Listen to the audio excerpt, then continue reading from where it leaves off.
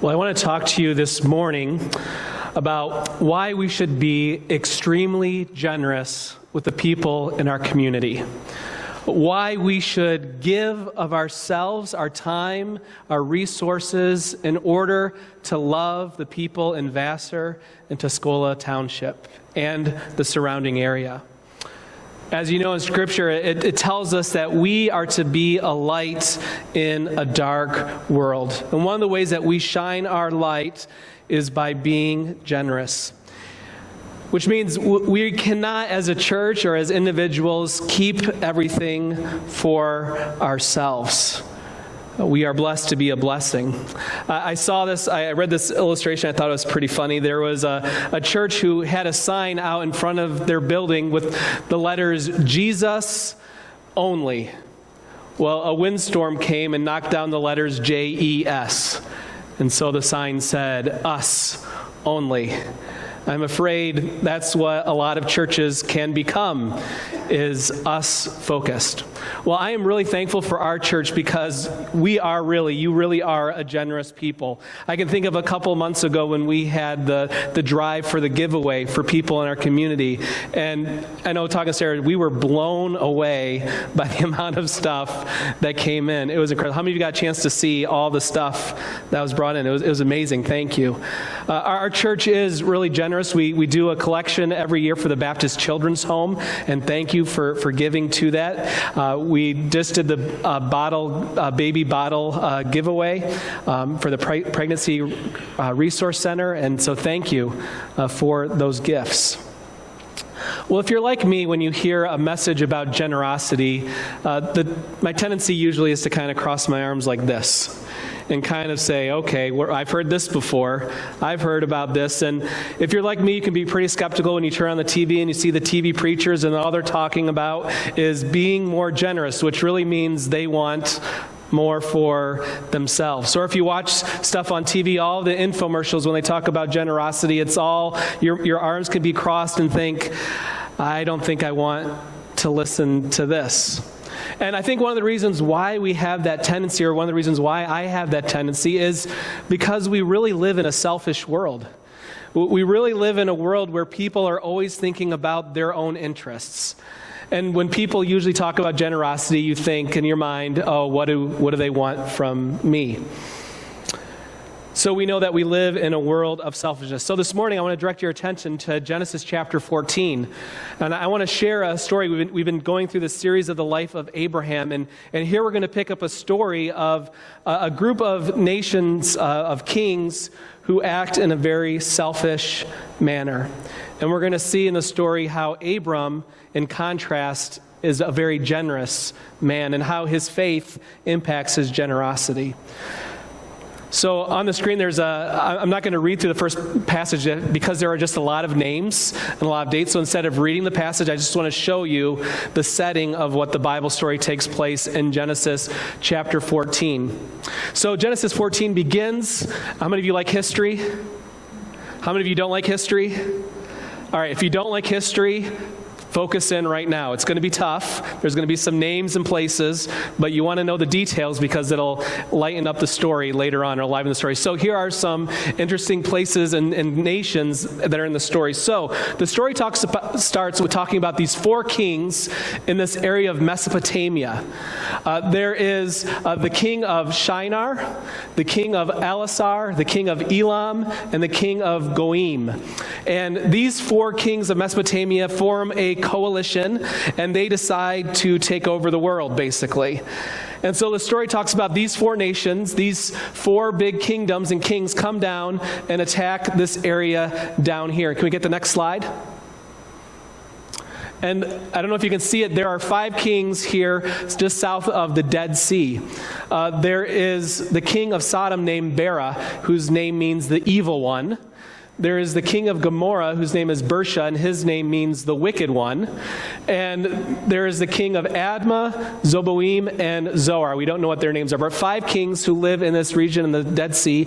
And the kings of Mesopotamia come down and they take over this land. So that for 12 years, these 5 kingdom states, these 5 tribes, pay tribute to the kings of Mesopotamia, which means that they have to give money and possessions to these kingdoms. There's a benefit to this. As a result, these nations, these Mesopotamian kings, will protect them from any intrusion. So for 12 years, these kings have to pay tribute to the kings of Mesopotamia, these 4 kings. In the 13th year, they decide, we've had enough of this. We don't want to give up our stuff anymore to these kings in Mesopotamia. So in the 13th year, they rebel. They don't pay anything. Well, in the 14th year, the kings of Mesopotamia take action. Next slide. Go back. Okay, there we go. So the kings of Mesopotamia take action, and so what they do is they come from Mesopotamia, and they come down and they attack these 7 areas. They attack Ashtoreth Karnaim, they attack a nation right here called Ham, Kiriathaim, Gomorrah, and they attack this whole area down here of Eloth, or the Bible says El Paran, and then they attack the Amalekites who live over here, and the Amorites who live in this area here, and basically you can see this, and here's the point. There's this huge, powerful nations, right, and they are unstoppable, right? They are causing destruction everywhere they go, and they are taking over a lot of real estate. And they're coming down on their way to give a lesson to the people of Sodom and Gomorrah and those 5 nations. So in the 14th year, these 5 nations say, all right, we're going to stand up to this awesome superpower whose in their mind is only to conquer and to take over. So these 5 nations plan a revolt. And so there is a battle that takes place right here in the south of the Dead Sea. And next slide, the Bible tells us that that area is full of tar pits, of oil pits. And so what's interesting is there's a huge battle that takes place there, and the 5 kings who you think would have home court advantage, who would think that they know the land, they end up losing. And instead of using the tar pits to their advantage, they fall into the trap themselves. And so many of the kings get stuck in these oil pits, these tar pits, and the 4 kings of Mesopotamia completely demolish and destroy these 5 kingdoms. So as a result, once again, the 4 kings of Mesopotamia take all of the possessions and all of the wealth of these 5 nations, and in the process, they take a man by the name of Lot. Do you remember him? Lot was Abram's nephew. And last week, we told the story of how Abram and Lot were having a conflict, and Abram and Lot decided to divide their property. Lot was to go one way, Abram was to go another way, and remember, where did Lot go? He went to the wicked place of Sodom and Gomorrah. And here, he is taken captive from these kings. Well, I want you to notice that even though this is ancient history, what just took place, this kind of stuff is still happening today, isn't it? There are a lot of global conflicts and wars, isn't there, over land, over property, over possessions, right? This is still happening in our world. And we can see it on a big scale with the nations, but also we can see it in our lives as well, where people have this cycle of selfishness and self-preservation. Where people, in a pursuit for more, try to conquer more land and more things. And like the 5 kings in the Dead Sea, they're fighting for their survival because they want to be free. So in our life, in our world, we can see that there is a cycle of selfishness and self-preservation that we too can have. Because in our hearts and minds, there's always, every single human being has this desire for more, this desire of greed, wanting to have more possessions and more things. And it's a struggle that all of us in our lives face. And so I want you to notice that sometimes it feels like selfishness is insurmountable. Sometimes when we look at the world and see the people who have power, the people who have control, they're using that to their advantage, and we can feel helpless with the selfishness that's in this world. But also know this, we can feel that the pressure and the battle against selfishness in our own hearts is insurmountable. So this last week we got a lot of rain, didn't we? And how many of you in your yard now have a lake in your backyard? Anybody? You don't have to raise your hand. So what can happen is if you get a lot of water, if it rests, there can be a problem with standing water, can't there? If water stands for even a little bit, even a quarter inch of water that rests can cause problems like mosquitoes and bugs and vermin, and can cause disease like different bacterias. And so if water stands still, there are always consequences.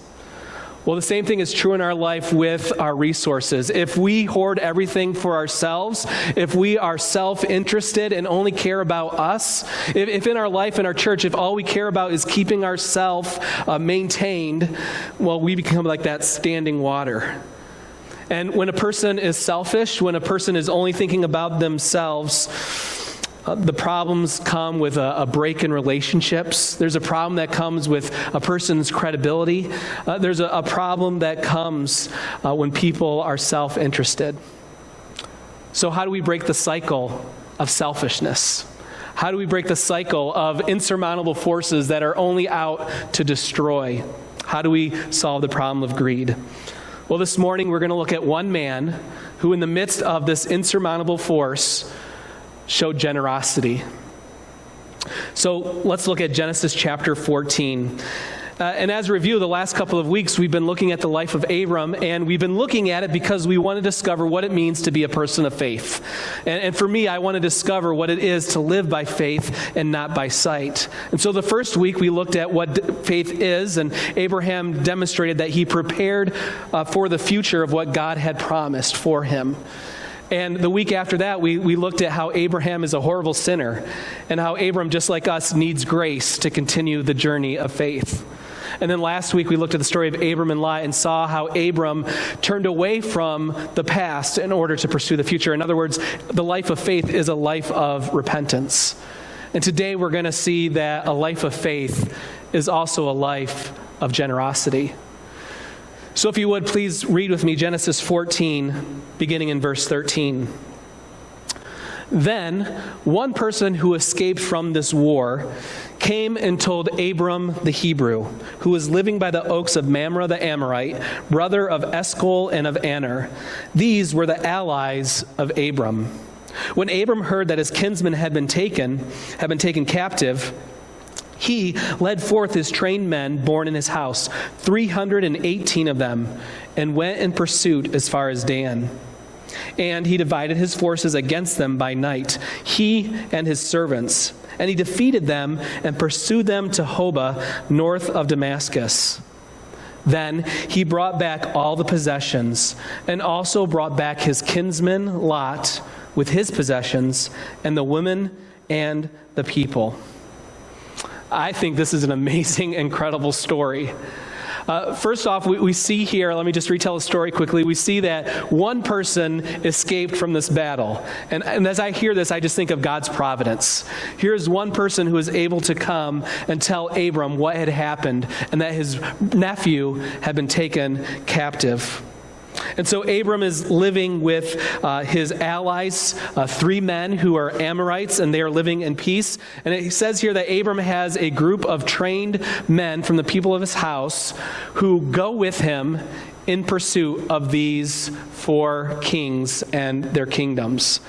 Now, if you had a relative that was wiped out by a large empire, would you go to the rescue? I don't know if I would. But Abram has the courage and the kindness to go after his nephew Lot. And what's amazing is he is successful. And as a result, he is able to bring back Lot and all of the possessions that were stolen from and taken from these 5 kingdoms. So, just want to show you on the map, or is the map up there? Yeah. So here's the journey that Abram took. And I wanted to point this out. The battle was here. At the time, Abram was living right there. And he pursued the 5 armies all the way from where he was up to Dan, and then he had his attack up in the city of Hobah. That's a distance of over 100 miles that Abram was in pursuit of these armies. So in these verses, I want you to notice the generosity that Abram displays and shows. There's a couple of details I want to point out to you. First off is there's a phrase in here that says that Abram had the people in his house, the people born in his house. And these were the people that went to battle with him. I want you to notice that this phrase gives a key indicator that the people that were with Abram were not slaves. As far as you know, Abram did not keep slaves in his family. So these people that were with Abram were people who volunteered to live with Abram. Now, why would over 318 people, a large group of people, want to live with Abram? Well, Abram was really blessed by God, wasn't he? God had, in his grace, given him so much, and people noticed Abram and said, wow, whatever he's got, I want to be there.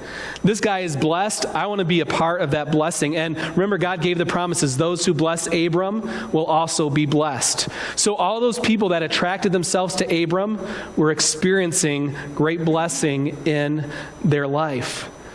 And so Abram is generous here because he had all these possessions and he had this land. And remember that there was a conflict before between him and Lot about the land. And here Abram is saying, I'm going to still open up my land. I'm not going to keep it for myself.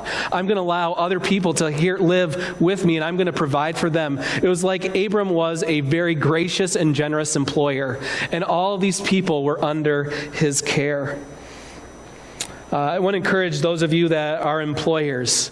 Abram was a generous man, and as a result, people were very loyal to him.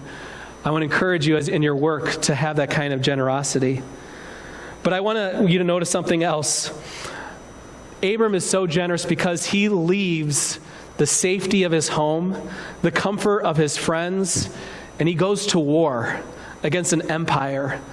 That takes a very generous spirit to be able to leave the comfort of what you have to go and serve maybe someone who doesn't deserve it. You know, Abram, because of Lot, they had that conflict, right? And Lot said, I'm going to go to this land of Sodom and Gomorrah, a wicked place. And Abram could have said, okay, you made your bed, Lot. You made your choice. And look at the consequences of your choice. You're going to have to live with it. No, instead, Abram was generous. And because he loved his nephew, he went in pursuit. And Abram didn't just go the extra mile. He went the extra 100 miles to go and rescue Lot.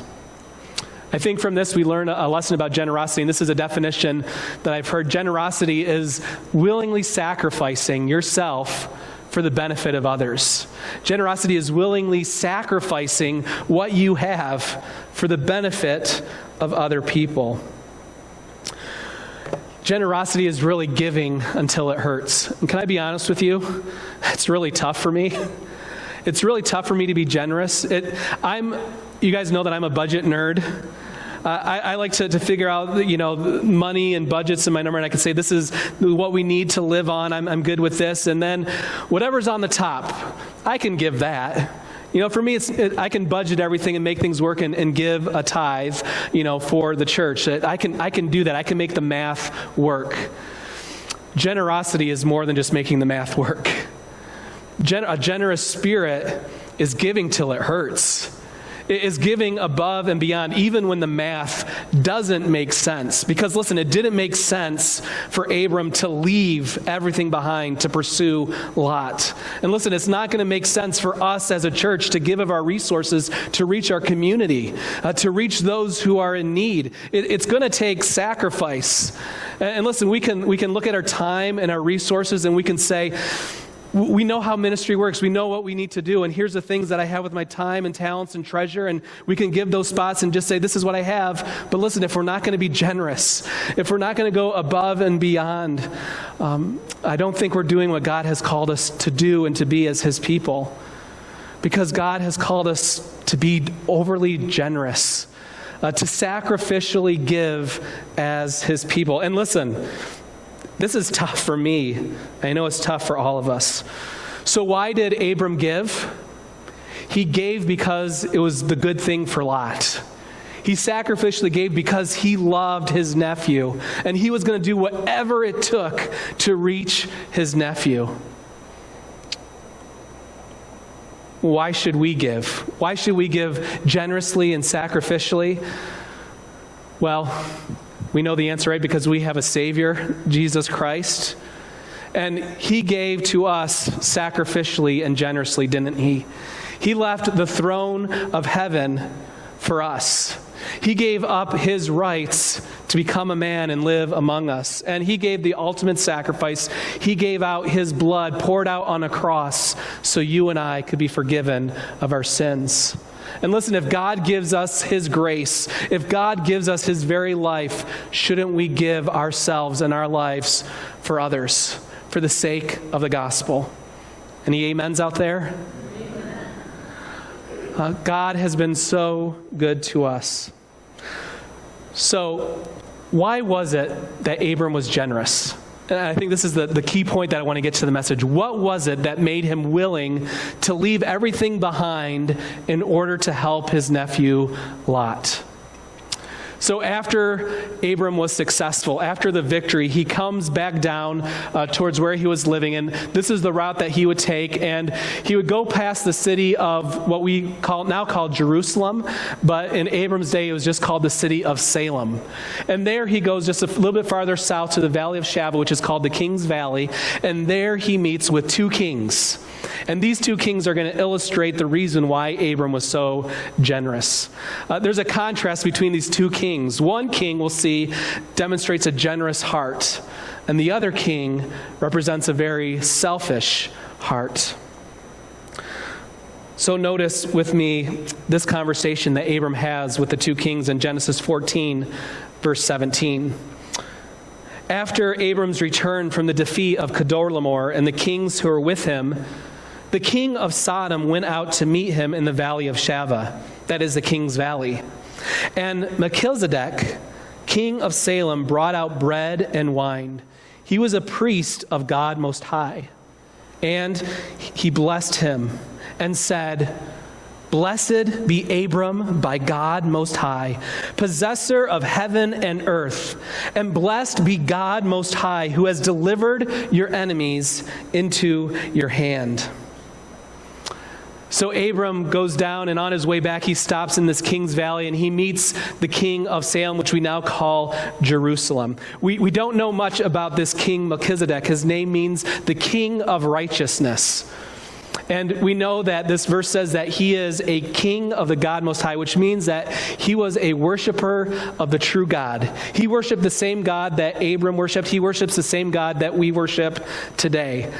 Sometimes when I read the Bible, I think that there's only like Abraham, Isaac, and Jacob that loved God and knew him. But we can see people like Melchizedek. We can see people like Job who loved the Lord and knew him.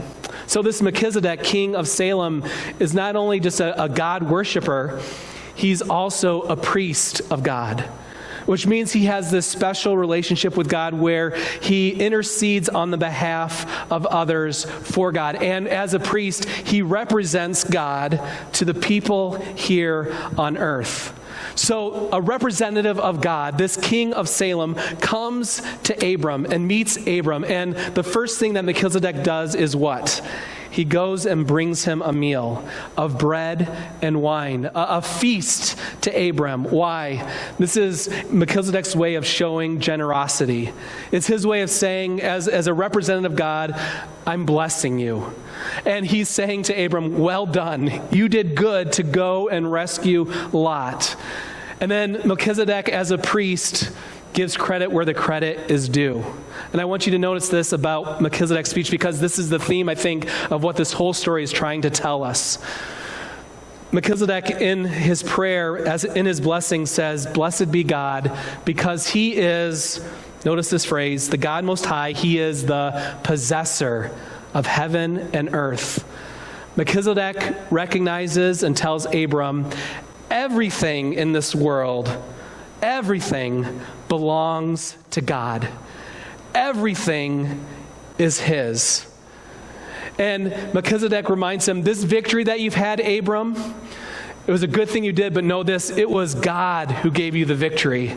It was God who brought you success and brought this inheritance to you and this blessing to you. Melchizedek reminds Abram, and he reminds us, that God owns it all. So listen, As it says on the screen there, if we belong to God, then nothing belongs to us. See, why I think what made Melchizedek so generous to Abram with the meal was he believed, this meal doesn't belong to me, it belongs to God. And Abram was able to provide for all of those people, and he was willing to risk his life because he realized this life is not for me. Everything belongs to God, and God is the one who gives victory, and God is the one who gives success. So listen, if we belong to God, then nothing really belongs to us. So notice what Abram does in the end of verse 20. It says that Abram gave Melchizedek a tenth of everything that he owned. All of the spoils that he got, Abram gave a tenth to Melchizedek. This was Abram's way of saying, you're right, Melchizedek, everything is from God. And so I'm giving this gift, not to you, Melchizedek. I'm giving this to you because you are a priest, and I'm giving this to you to show my love for God and my dedication to him, recognizing that God owns it all, that he is over all things. This is why Abram was so generous. Now I want you to notice that there's another king in the story. This king is in contrast to Melchizedek. This is the king of Sodom. Remember his name? His name is the wicked one, the evil one. And notice his response in his conversation with Abram. Verse 21 says this, the king of Sodom said to Abram, give me the persons, but take the goods for yourself. I wanted to emphasize it that way. In the original language, there's only 6 words, and the first word is give me. And another word is take. And you can see there's a contrast here. When Melchizedek came, he came out and he brought and he gave and sacrificed. And here's the king of Sodom, very terse, very direct. Give me, Abram. Take this from me. The king of Sodom is exerting his power and control. But notice how Abram responds in verse 22. Abram said to the king of Sodom, I have lifted my hand to the Lord God Most High, who the possessor, the one who owns it all of heaven and earth. And I made a vow that I would not take a thread or a sandal strap or anything that is yours, lest you should say, I have made Abram rich. I will take nothing but the young men have eaten, and the share of the men who went with me. Let Aner, Eshcol, and Mamre take their share. The king of Sodom, unlike Melchizedek, there's a contrast here. He is controlling. He wants to control the narrative. He says, you give me the people, and since I'm the king, I'll let you take this stuff. And Abram here says, I'm going to honor God. I'm not going to let anyone in this world know that my wealth and my possessions came from the king of Sodom. I'm not going to let anyone think that my possessions come from a human being, because I want my reputation to be that God is the one who provides for everything. I love Abram's perspective, because he says, I know that everything comes from God, and I want God to get the glory in everything. I want God to get the praise in every area of my life. In this story, Abram recognizes that God is the hero of the story. God is the one who brings victory. God is the one who brings blessing. Abram is just a servant. Abram is a steward serving the Lord, and all the credit and glory goes to him. So listen, this is true in my life. I'm preaching to myself this morning. I need to learn that everything belongs to God and that I can trust him with everything. And because God owns everything, I can live a generous life. Again, like I said, this is hard for me. Sarah and I, you guys know that I'm a fan of Dave Ramsey. If you're not, that's fine. You can have that choice. And one of the things we went through his class, and one of the things that he teaches is the importance of cutting up credit cards. And so we took the class and we decided, okay, we're not going to cut up our credit card. We're just not going to use it. So for 2 years, we had a credit card in our wallet that we weren't using. And Sarah and I remember having a conversation together, and we were talking about why couldn't we cut this credit card up? Why couldn't we say goodbye to it? And we really had a conversation. The realization is we really trusted in that credit card to provide for us. We really were saying, we need this credit card in order to make ends meet. And really in our heart, in the choices we make, we realized our dependence wasn't on the Lord, it was on this piece of plastic. And so for us, we made the decision to cut up the credit card. And I know some of you, I'm not saying that that's a decision you have to make. For us, that's a decision that we made, because it showed to us the condition of our heart, that we need to make a decision, a choice to trust the Lord. Boy, that was tough, though. That was a tough choice for us to make. And even in my heart and life, there is this tension between wanting more and being willing to be generous. But the thing that helps me to be generous is to remember God owns it all. He owns everything. And if I belong to God, then nothing belongs to me. Luke 16, verse 13 reminds us of this. No servant can serve two masters, for he will either hate the one and love the other, or he will be devoted to the one and despise the other. You cannot serve God and money, or other translations say mammon or possessions. So in our life, we cannot serve God. We cannot say, I live for you, I trust that you have everything, and then also believe that our possessions, our time, our resources are our own. Because if we belong to God, then nothing belongs to us. So really the heart and the mindset that we need to have in life is walking with open hands. Living with our arms wide open, saying everything belongs to God, so everything can be freely given to reach others, to serve others with the gospel of Christ. So I think I've shared this before with this church. With an open hand, you're able to receive blessings, aren't you? And with an open hand, you're able to let blessings go. What happens if you have a clenched fist? If you have a clenched fist, resources aren't able to go out, but also blessings aren't able to come in. And usually in our life, we see all the selfishness and all the fighting, and we think, I got to be the same way. The world around me is fighting for turf and for territory, and I've got to fight for my rights, otherwise I'm going to lose something. Well, Abram had open hands and open arms. And so in our lives, we need to get rid of a word in our vocabulary. So this is the word that we need to stop using, and that word is mine. We need to stop using that word mine. No longer saying this is my house, or this is my paycheck, or this is my church, or this is my ministry. This is my community. No, everything belongs to God. We need that mind, that heart set, that everything belongs to Him and let go for Him. I like this quote by Chuck Swindoll. He says this. It'll be on your screen. Can we get that slide, JT? There we go.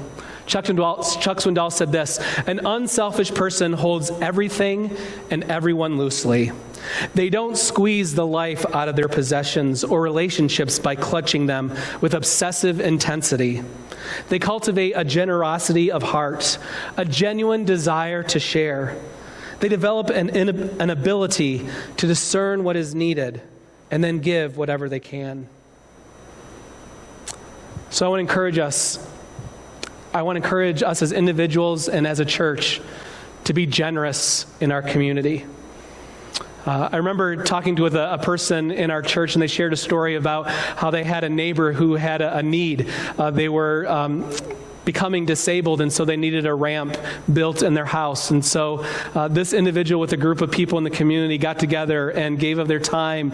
They paid for this ramp to be built, and they built it for this person who had a need. And I love that story because it shows someone that was generous towards other. And I love hearing the stories in our church of people who willingly give and serve to help others. So I would encourage each of us to give generously to others. I want to encourage us to get to know our next door neighbors. Get to know those people who live next to us. Get to know their needs, their desires, and be willing to love and to serve them. Be willing to go that extra mile to meet their needs. Listen, as a church, we are meant to be generous to those who need Christ. We must share the love of Jesus with them and not keep it just for ourselves. So, as a final illustration, most of you know I play the cello. And one of the things that I had to learn when I was first playing the cello was when you play the cello, you cannot hold the bow like this. And when I was first starting, I wanted to hold on to the grip. I didn't want to lose the bow. The problem is if you hold the bow with a tight grip, the sound is horrendous. And it's hard to play beautiful music with a tight grip. When you play the cello, they teach you to only have a couple of points. And I'm not as good as a professional. A professional can hold a cello with just these two fingers. I got to cheat. I got to do a little bit more. I'm not that good.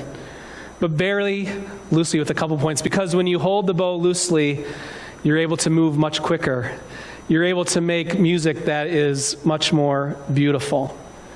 Listen, God has called us to hold loosely to our possessions, to let go of our grip and realize that God owns it all.